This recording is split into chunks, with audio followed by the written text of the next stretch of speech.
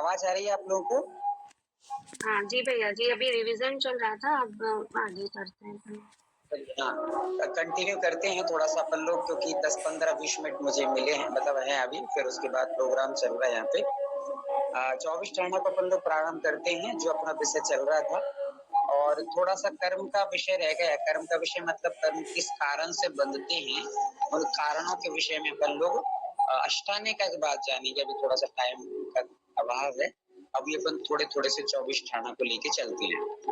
और लगभग लगभग अपन लोगों ने 24 ठाणा में 5 नाम कल या परसों की क्लास में अपन लोगों ने इकट्ठे समझे थे, और 5 नामों की कुछ कुछ विशेषताओं को भी समझा था। सबसे पहले 5-10 मिनट में मैं आपको रिवीजन लूंगा, फिर उसके बाद आगे बढ़ेंगे। चलिए अनुप्रिया दीदी बताइए कि 5 नाम कौन कौन से अपन ने समझे थे। बस नाम बस बताना और कुछ भी नहीं बताना, फटाफट बताइए। गति, इंद्री, काय, योग, और एक पता नहीं भैया जी कषाय समझाया था या वेद, क्योंकि उस दिन मैं भी ज्वाइन नहीं थी। नहीं, आप ज्वाइन तो थी यहाँ पर। चलिए कोई लास्ट में रश्मि दीदी आप बताइए। साईगढ़। हाँ भैया जी, वंदना भैया। गति, इंद्रिय, कषाय, योग और वेद। बहुत सुंदर, बहुत बढ़िया। चलिए सुमंगला दीदी आप बताइए, गति कितनी होती है, कषाय कितनी होती है, वेद कितने होते हैं, फटाफट बताइए। गति 4 होते हैं, कषाय 25 होते हैं, और क्या पूछा? योग कितने होते हैं? 3 योग होते हैं। 3 योग, बहुत सुंदर। चलिए अश्मिता दीदी बताइए, योग किसे कहते हैं?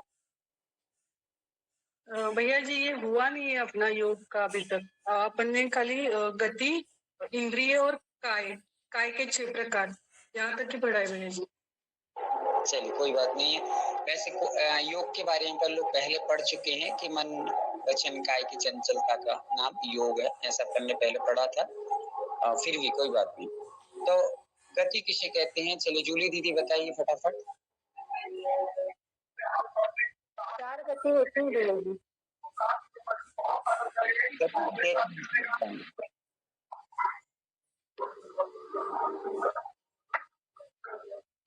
चलिए बताइए।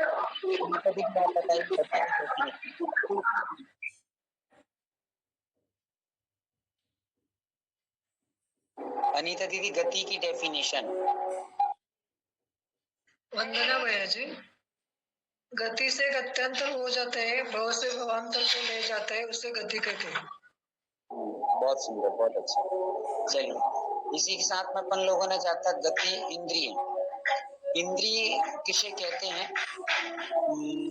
डॉली दीदी। संसारी जीव की पहचान चिन्ह को इंद्रिया कहते हैं। इंद्रिया 5 होती है, एक इंद्रिय, द्विंद्रिय, तीन्द्रिय, चौंद्रिय, पंचेंद्रिय। बहुत सुंदर। चलिए काय किसे कहते हैं? समेत भी हैं।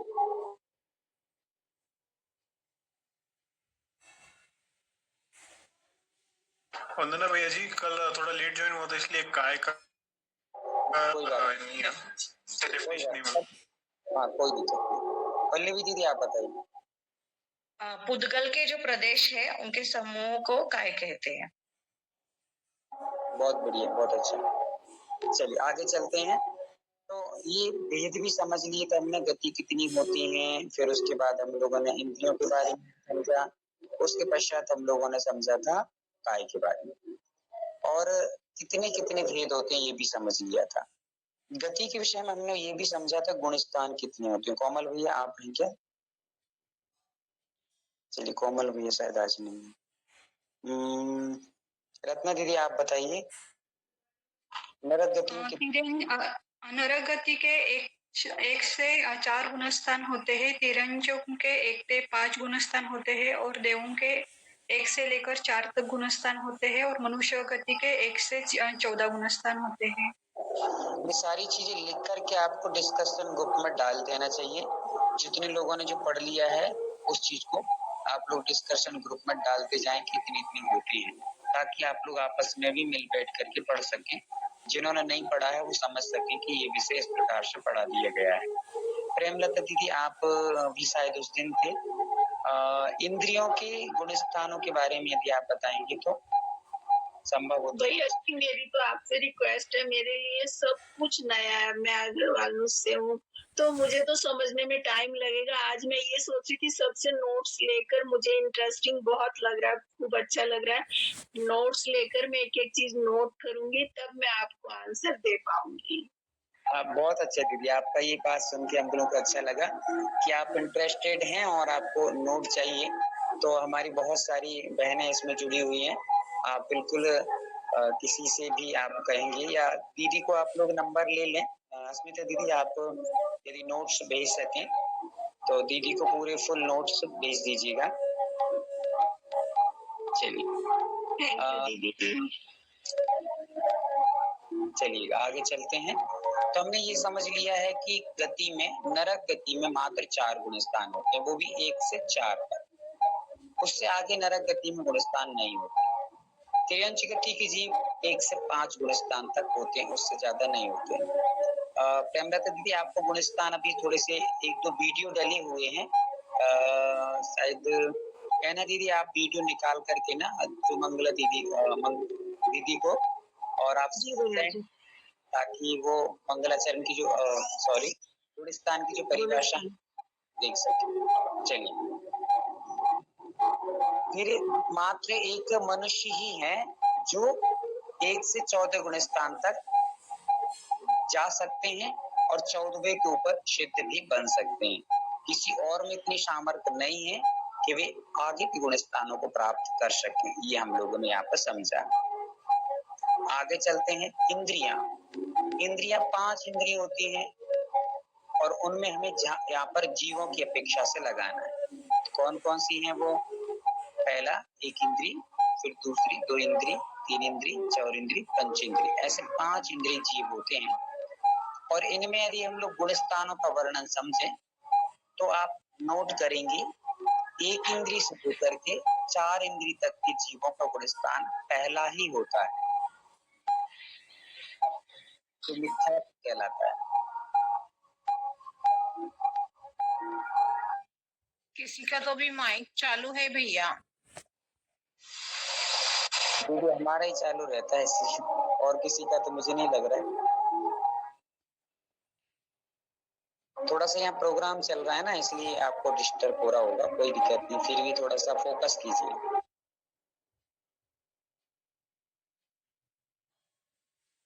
हो गया, लिख लिया। 1 इंद्री से लेकर के 4 इंद्री तक के जीवों का गुणस्थान कितने होते हैं? तो मात्र पहला ही होता है, मिथ्यात्व गुणस्थान। दूसरा, तीसरा, चौथा, पांचवा आदि गुणस्थान नहीं होते। फिर आ गया है इंद्रियों में पंच इंद्रिय जीव। तो पंच इंद्रिय जीवों के 1 से 14 गुणस्थान होते हैं।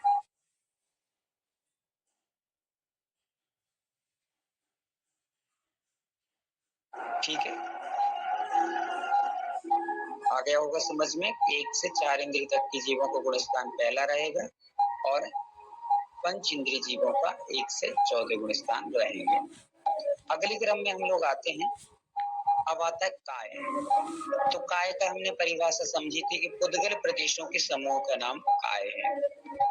पुद्गल जी मैं कुछ पूछूं?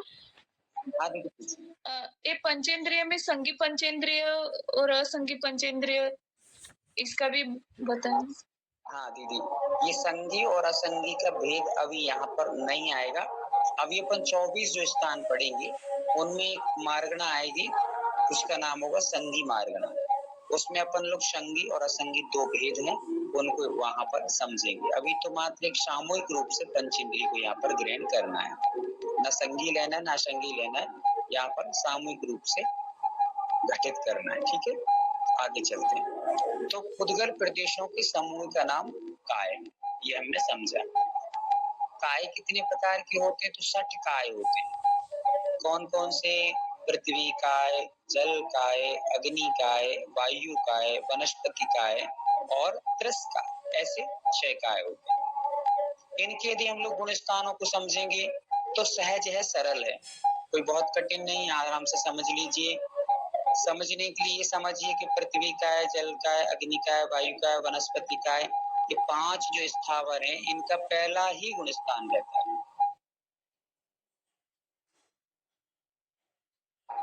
ठीक है, फिर से बता देता हूँ, पृथ्वी काय, जल काय, अग्नि काय, वायु काय, वनस्पति काय। ये 5 जो काय हैं उनका गुण स्थान कौन सा है? 1 से पहला ही है।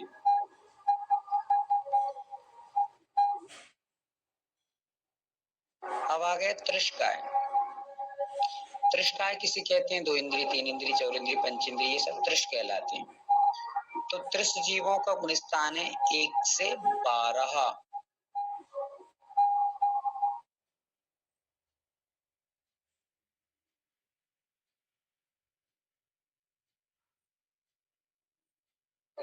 कुछ पूछना था भैया जी, 1 से 12 क्यों लिया? 1 से 14 क्यों नहीं लिया? क्योंकि पंचेंद्रिय केवली भी तो बन जाते हैं ना।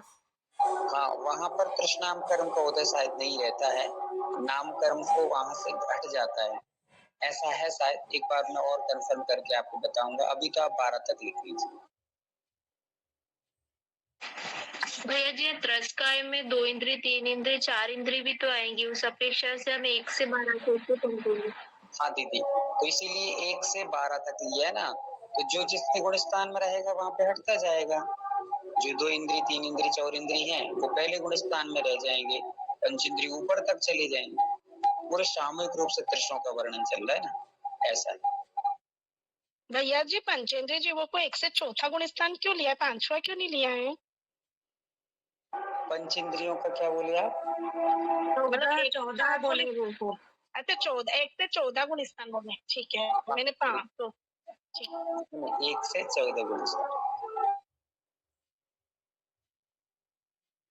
यदि सबने ये काउंट कर लिख लिया हो, नोट कर लिया हो, तो एक बार थम्स अप भेजेंगे।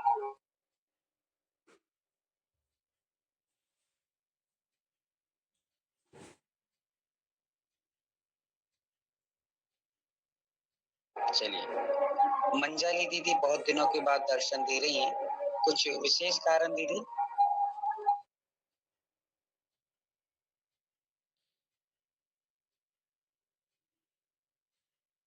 चलिए, शायद आवाज उन तक नहीं पहुंच पा रही है। आगे अपना गुण आता है 14 गुण, मतलब 24 थाना को हम लोग समझ रहे हैं। तो हमने पहली स्थान, थाना मतलब स्थान, तो पहला स्थान गति समझ लिया, दूसरा स्थान इंद्रिय समझ लिया, तीसरा स्थान काय समझ लिया। ये 24 टाणा में इतनी सारी चीजें आ जाएंगी कि आप सहजता से बहुत सारी चीजों को, अनेक ग्रंथों के अध्ययन को आप करने बैठेंगे। उतने ग्रंथों को अध्ययन न करने से एक 24 टाणा ग्रंथ के अध्ययन से सारे ग्रंथों का अध्ययन हो जाएगा। अगले क्रम में हम आते हैं, चौथा स्थान है काय के बाद योग का। लीजिए, चौथा स्थान है योग। और रणजीत जी कुछ पूछ रहे हैं आप? जी वंदना भैया जी, पहले तो उत्तम क्षमा, मैं तो 2-3 दिन क्लास में नहीं आ पाई, न दिन की क्लास में आ पाई न रात की क्लास में। मैं ये कह रही थी कि जो भाव दीपिका है कासलीवाल जी की, इसमें 24 थाना का ही वर्णन है ना भैया जी? दीदी मैंने तो अध्ययन नहीं किया है भाव दीपिका। भाव दीपिका है कासलीवाल जी की। जी हो सकती है, पर मैंने इसका अध्ययन नहीं किया दीदी, क्योंकि हमारे ये पढ़ी है मैंने भाव दीपिका, उसमें कासलीवाल जी ने इसका विस्तार से वर्णन दिया। क्योंकि हम लोग जब आचार्य जी के पास थे तो गुरुजी का एक कहना था कि आप लोगों को अध्ययन करना है तो सबसे पहले मूल आचार्यों के ग्रंथों का ही अध्ययन करना, न किसी विद्वान न किसी पंडित का करना है। यदि आप उनका करने बैठ गए तो उसमें क्या रहता है, यहाँ के ग्रंथ का वहाँ के ग्रंथ का मिलेगा। इसलिए पहले आपको एक मूल ग्रंथ जो हमारे पूर्व आचार्यों ने लिखा है क्रमबद्ध तरीके से, उसको एक बार पढ़ लोगे तो सारे, किसी का भी फिर पढ़ते रहना, आपको सहज में सारी चीजें समझ आएंगी। और आपने यदि मूल ग्रंथों को क्रम से ना पढ़ के यत्र तत्र कहीं भटके तो फिर आपका विषय कहीं भी व्यवस्थित नहीं रहेगा, अव्यवस्थित रहेगा। तो इसलिए हम लोगों ने अभी तक तो मूल ग्रंथों को पढ़ा है। बाकी 24 ठाणा तो अपने पन्ना कौन से पंडित जी ने लिखा है, किसने लिखा है, आज तक की जानकारी में किसी को नहीं मिला है। और जो भी संकलन है बहुत सुंदर संकलन है, और उसका संकलन अनेक मुनि महाराजों के माध्यम से, अनेक पंडित विद्वानों के माध्यम से तरीके अपने अपने तरीके से प्रस्तुतिकरण किया गया है। पूज्य मुनि श्री प्रशांत सागर जी महाराज जी ने भी एक सुंदर सा ग्रंथ इसके ऊपर लिखा है। तो ऐसे बहुत सारे ग्रंथ हैं, अपन भी यहाँ धीरे धीरे करके उन चीजों को समझने का प्रयास करेंगे। धन्यवाद भैया। चलिए, तो अपन समझ रहे थे किसके बारे में, योग के बारे में। चौथा स्थान है हमारा योग। प्रेमलता दीदी आपको आ रहा है ना? भैया जी मुझे समझ में आ रहा है, मेरे नोट्स मिलेंगे, मैं सब बराबर आपको करके बताऊं, मुझे समझ में आ रहा है। आप जुड़े हैं, यही खुशी की बात है, और आप बस धीरे धीरे आपको बहुत अच्छे से आने लगेगा। प्रारंभ में थोड़ा कठिन लगेगा और आपको धीरे धीरे बहुत अच्छे से समझ में आने लगेगा। धन्यवाद भैया जी। योग किसे कहते हैं? तो मन, वचन, काया की चंचलता का नाम योग है। ये सब हम लोग पहले नोट किया होगा शायद आप लोगों ने, नहीं किया हो तो आप फिर से कर लें कि मन, वचन, काया की चंचलता का नाम योग।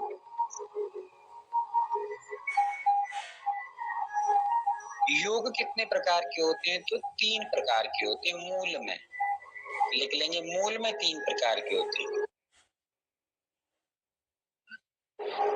मन योग, वचन योग और काय योग।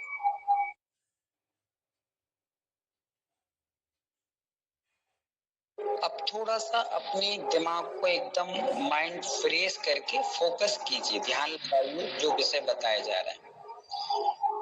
अभी तक हम लोगों ने बहुत सारे विषय पढ़े होंगे, पर कुछ लोगों के लिए ये विषय एकदम नया रहेगा और बहुत ही मतलब इंटरेस्टेड विषय है कि मन 4 प्रकार का होता है। मन कितने प्रकार का होता है? 4 प्रकार का होता है। लिख लेंगे, मन 4 प्रकार का होता है।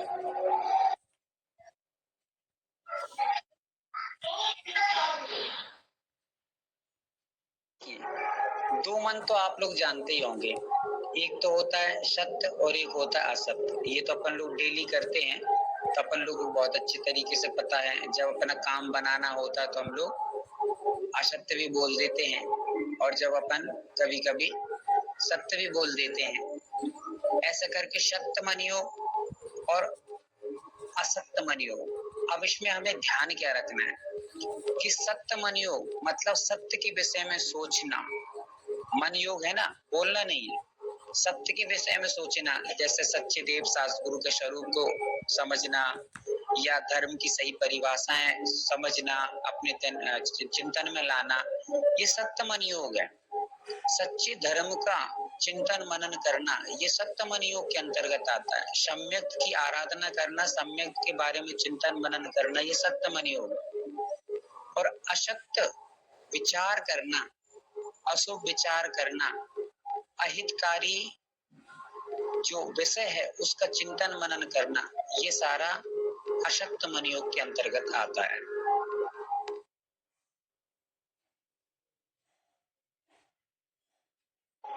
अब रह गया 2 प्रकार का, और 2 प्रकार का मन तो हो गया, 4 प्रकार का होता है। तो 2 और कौन कौन से हैं? तो एक है उभय मन योग और एक है अनुभय मन योग।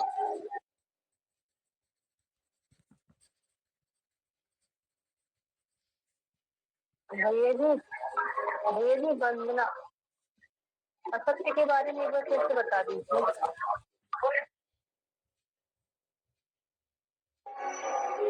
किसी ने कुछ पूछा है क्या? वंदना भैया जी, असत्य के बारे में, असत्य मन योग के बारे में एक बार फिर से बता दीजिए। इसकी परिभाषा भी बताएंगे अपन। अब भेद लिख लीजिए आप। 4 भेद आपने लिख लिए हैं। पहला भेद है सत्य मन योग, दूसरा है असत्य मन योग, तीसरा है उभय मन योग और चौथा है अनुभय मन योग। ऐसे 4 मन योग होते हैं।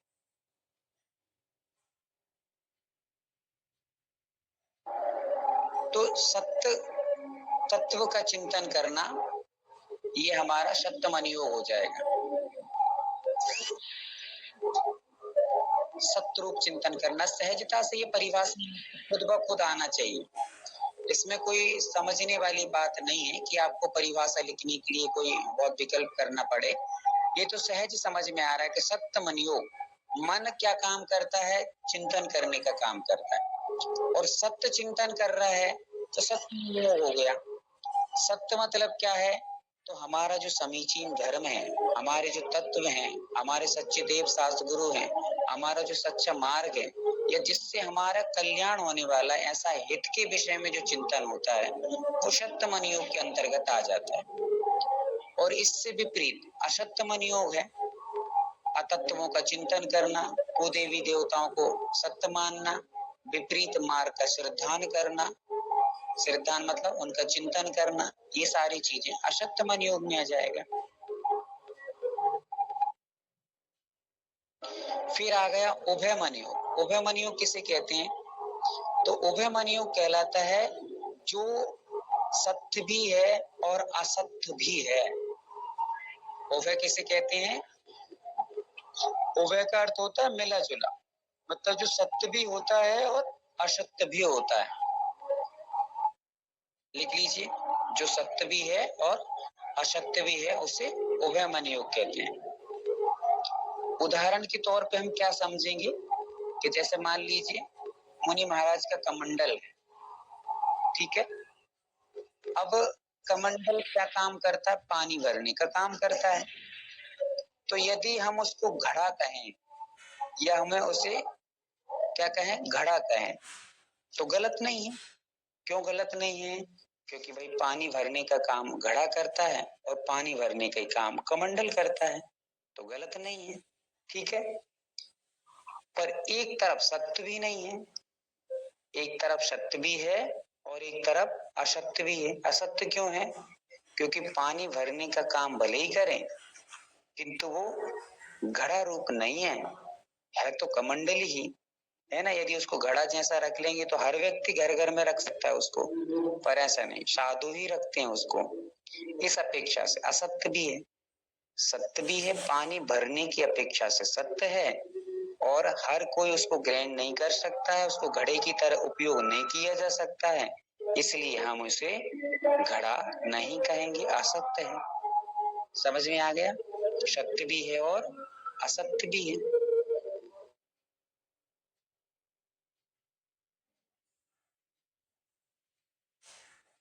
किसी को समझ नहीं आया हो तो एक बार हैंड रेस कर लेंगे और पूछ लेंगे।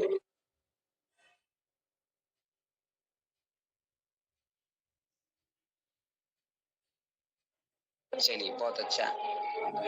और चौथा मन योग है अनुभय। इसको अनुभव भी बोलते हैं, दोनों नाम इसके मिलते हैं, ये आप याद रखेंगे। अनुभव भी बोलते हैं और अनुभव भी बोलते हैं, दोनों नाम मिलते हैं आगम ग्रंथों। तो अनुभव किसे कहेंगे? तो जो सत्य भी नहीं है, असत्य भी नहीं है। ये ध्यान रखना, दोनों का डिफरेंस समझना। उभय में क्या था? अभी हम जो उभय मन योग पढ़ के आए तो उसमें क्या था? जो सत्य भी था और असत्य भी था। और अनुभव में क्या है? जो सत्य भी नहीं है और असत्य भी नहीं है। लिख लीजिए, अनुभव वचन मन योग किसे कहते हैं? जो सत्य भी ना हो और असत्य भी ना हो उसे अनुभव मन योग कहते हैं।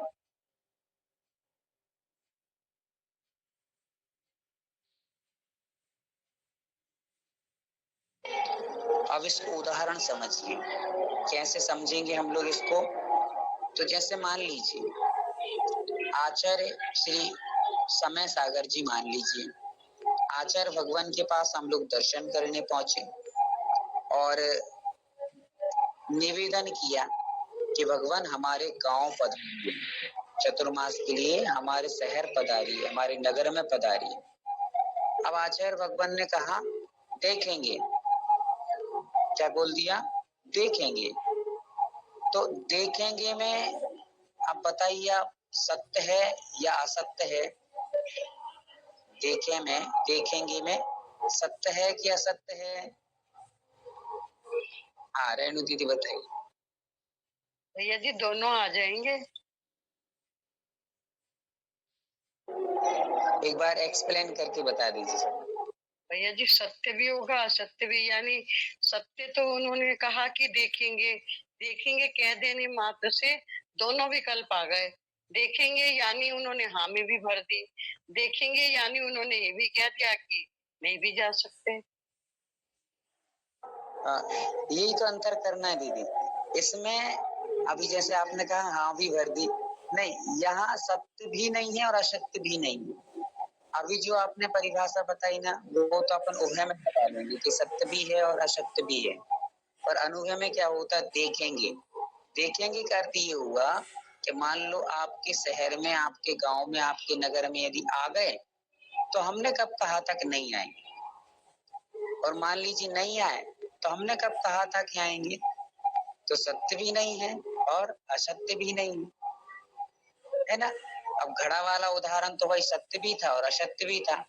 यदि हाँ भर देते तो फिर ना कैसे कह देते, तो हमने कह दिया कि देखेंगे।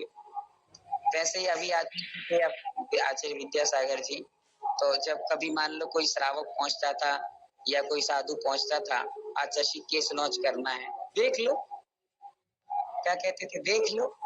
अब मान लो भाई आपने, आपकी शक्ति है, कर लिया तो ठीक है, हमने कब कहा था कर लो, और कर लिया तो हमने ये भी नहीं कहा था मत करो, जैसी आपकी इच्छा हो। तो ऐसे शब्द बोलना, ये तीर्थंकरों की भाषा भी अनुभव भाषा होती है। तीर्थंकरों की जो दिव्य ध्वनि गिरती है वो किस भाषा में गिरती है, किससे, अनुभव वचन योग में गिरती है। अभी वचन का वर्णन नहीं चल रहा है, हालांकि मन का वर्णन अपन समझ रहे हैं।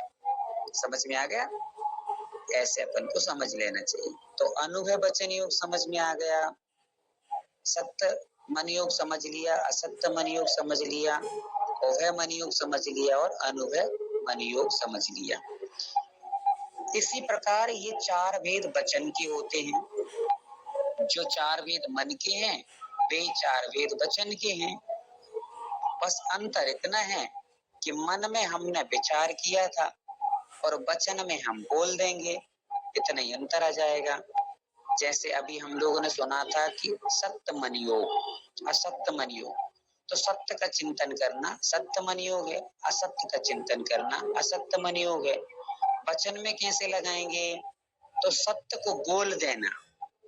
जब भी हम वचन बोलें, जब भी हम प्रवचन करें, किसी को समझाएं, तो सत्य मार्ग का प्रारूप बताना, सत्य रूप का मार्ग बताना, ये सत्य वचन योग हो गया।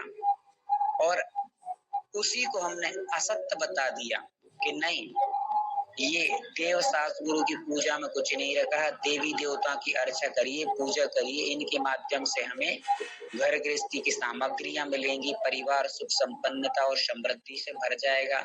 ऐसी मिथ्या कल्पनाओं को बोल देना, दूसरों को बताना, ये असत्य वचन योग हो गया। ठीक है, वैसे ही उभय मन योग, उभय वचन योग में कमंडल को घड़ा कह देना, तो एक अपेक्षा से आपने सही कह दिया और एक अपेक्षा से गलत कह दिया। एक अपेक्षा से सही कैसे कह दिया कि कमंडल पानी भरने का घड़े की तरह काम करता, इस अपेक्षा से तो सही है, पर घड़े की तरह उसका उपयोग नहीं किया जा सकता, कोई भी ले नहीं सकता, कोई भी घरों में नहीं रख सकता। इस प्रकार इस अपेक्षा से उसको घड़ा कहना अशुभ भी असत्य भी है। तो जो सत्य भी है और असत्य भी है उसको हम कहेंगे उभय मन योग। अब आ गया अनुभव वचन योग।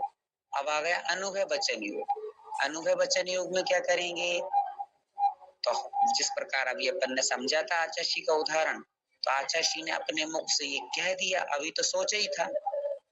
क्या कोई समाज आई और दूसरे आचार्य ने देख करके मान लो ये सोच लिया कि ये लोग कहेंगे चतुर्मास का, तो हम बोलेंगे देख लेंगे, ये उनने सोचा था, तो ये मन योग हो गया था, उभय मन योग। पर अब कोई ने आके निवेदन कर ही लिया और उनने अपने वचनों से कह दिया कि देख लेंगे या देखेंगे या सोचेंगे, ऐसा बोल दिया, तो फिर वो अनुभव वचन योग हो जाएगा। ऐसा हमें चारों को समझ लेना चाहिए। किसी को कोई भी परेशानी हो, समझ में नहीं आया हो, तो हैंड रेस कर लें और समझ लें अच्छे से।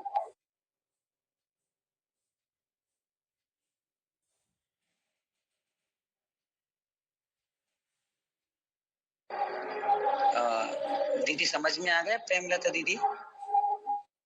हाँ भैया जी, अच्छे से समझ में आ रहा है। धन्यवाद भैया जी। हम लोग यहाँ पूछते भी जाते हैं लोगों से, तुरंत का तुरंत जी, प्रैक्टिकली मुझे करा। बहुत अच्छा लग रहा है, क्लास में दीदी भी इतना अच्छे से रिवीजन करवा रही हैं और आप भी। मुझे खूब इंटरेस्ट आ रहा है, मुझे लगता है हाँ मैं सब सीखना चाह रही हूँ, सब सीख जाऊंगी। अभी तो आपने बहुत बड़ी बड़ी विद्वान हमारे उसमें क्लास में है, हमारी रेणु दीदी बैठी हैं, आफा दीदी आएंगी, एक से एक विद्वान मिलेंगे आपको समझाने। इनकी शैली बहुत सुंदर है, मधुरता है।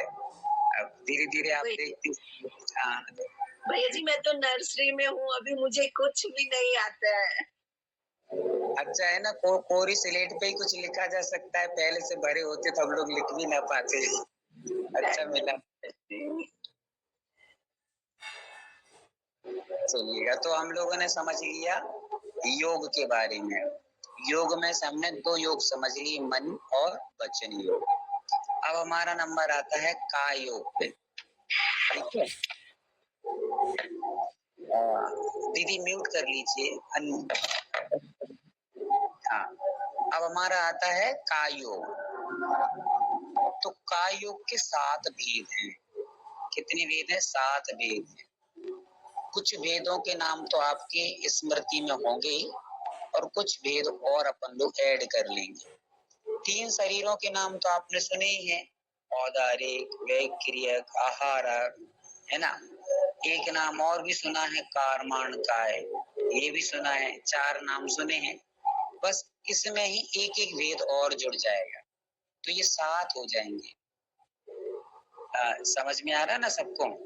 अब देखिए कैसे 7 होते हैं काय के भेद। पहला है औदारिक। अब हमें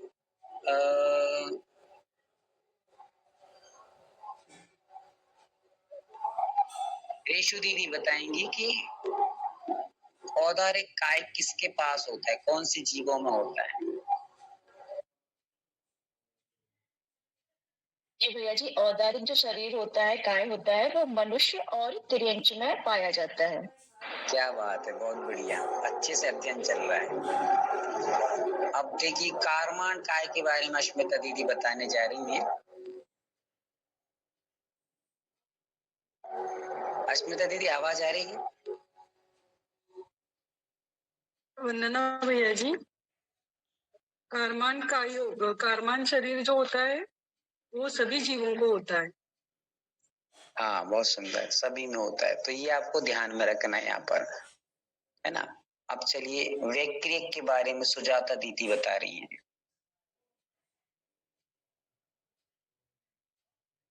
भैया जी मैं आज आई हैं, आज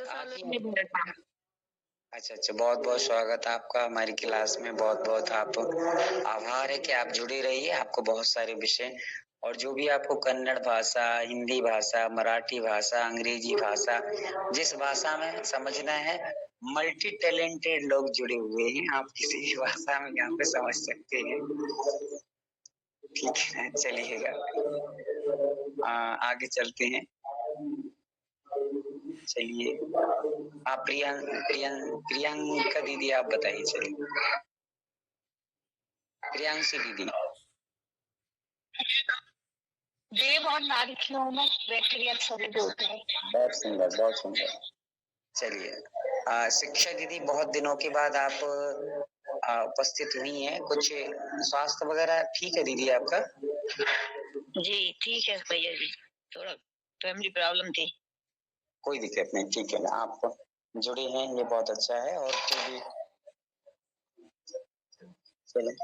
चलिए आज की क्लास को अपन लोग यहीं पे विराम देते हैं और कुछ रिवीजन जो रहेंगे वो आप लोग आपस में कर लें।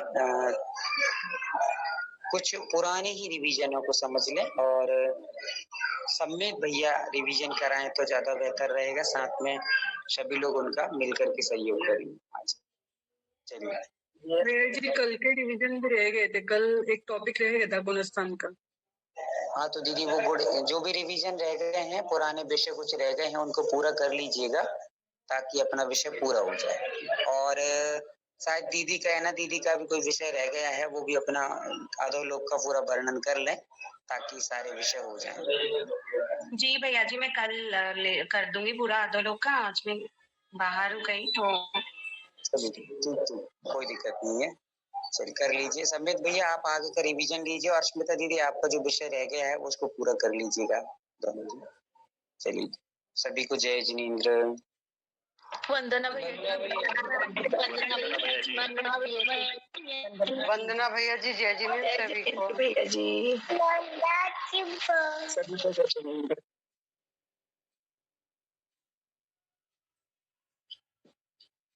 वंदना भैया जी।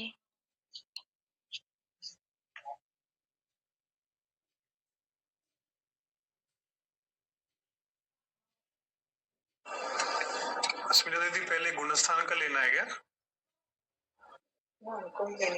सभी को जय जिनेन्द्र। आज हम दोनों लेफ्ट हो रहे हैं। जय जिनेन्द्र सभी को। जय जिनेन्द्र।